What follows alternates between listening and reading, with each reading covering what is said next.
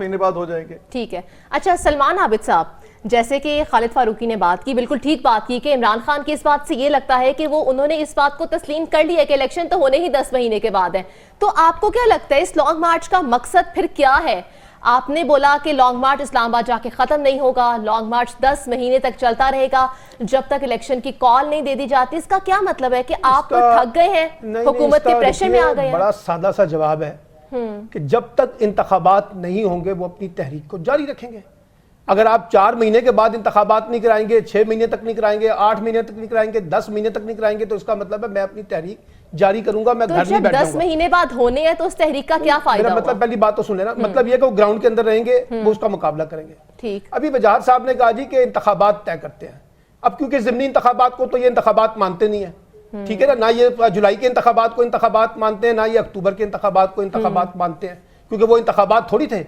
अच्छा 2018 के इंतखाब में तो मान लिया चले एस्टैब्लिशमेंट की सपोर्ट थी, इस दफा तो वो एस्टैब्लिशमेंट टक्कर लेके इलेक्शन जीत कर आए, ठीक है, 20 सीटों पे जुलाई में जीते हैं, अभी जीते हैं। चले आम इंतखाबात में देख लेंगे इमरान खान साहब कितनी भारी अक्सरियत से हारते हैं, वो भी पता चल जाएगा। लेकिन अभी जो रिसेंट है, जब यही तहरीक इंसाफ बाई इलेक्शन हार रही थी बड़ी तवातर के साथ, तो उस वक्त तो सारे लोग कह रहे थे देखा तहरीक इंसाफ अपनी मकबूलियत खो चुकी है। अब जब वो जीत रही है तो अब तहरीक इंसाफ नहीं जीत रही, मंतक क्या दी जा रही है, वो तो उनकी अपनी सीटें थी, जैसे वो कोई आसमान से लेके आए थे सीटें। भाई इन्हीं सीटों के अंदर से तो आपने उनको हराया भी तो है ना। मुल्तान की सीट भी उनके पास थी, कराची की सीट भी उनके पास थी। तो इसलिए एक तो ये हकीकत तस्लीम करें कि उन्होंने अपने बैलेट के साथ भी मनवाया अपने आप को। आप उसको इंतखाबात नहीं मानते तो एक अलग बहस है। अब आ जाए, बात यह है कि इमरान खान साहब का एक मुतालबा है अर्ली इलेक्शन का, वो पूरा होता है नहीं होता अलग बहस है। इंतखाबात 4 महीने के बाद हो, इंतखाबात 10 महीने के बाद हो, क्या आप किसी सियासी जमात को यह कह सकते हैं कि आप घर जाके बैठ जाए?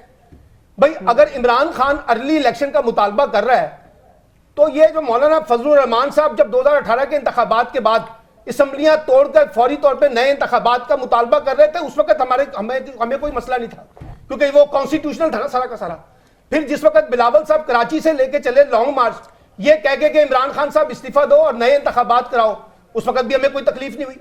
फिर जब मरियम ने कहा कि जनाब आप इस्तीफा दें, असम्बलियां तोड़ें, इंतखाबात कराएं, उस वक्त ये कॉन्स्टिट्यूशन से वायलेट नहीं हो रहा था कि उनको मुद्दत पूरे नहीं करने दी जा रही थी। यानी एक अजीबो गरीब मखमसा है, जब बाकी जमातें वो काम करें तो सब ठीक है जी, जमहूरियत का हक है। इमरान खान ने मौलाना फजलुर रहमान को लॉन्ग मार्च की इस्लामाबाद में इजाजत दी या नहीं दी? अच्छा जब बिलावल साहब आए तो उनको लॉन्ग मार्च की इजाजत मिली या नहीं मिली? जब वो मरियम गई तो उनको इजाजत मिली या ना मिली? आज आप कहें जी 3000 कंटेनर लगा के बैठ गए हैं, इस्लामाबाद हम सील कर देंगे, अब रेड जोन को भी बढ़ा देंगे, रेड जोन को और उसको एक्सपेंड करने की बातें हो रही हैं। तो जितना मर्जी जोर लगाना आप लगा ले।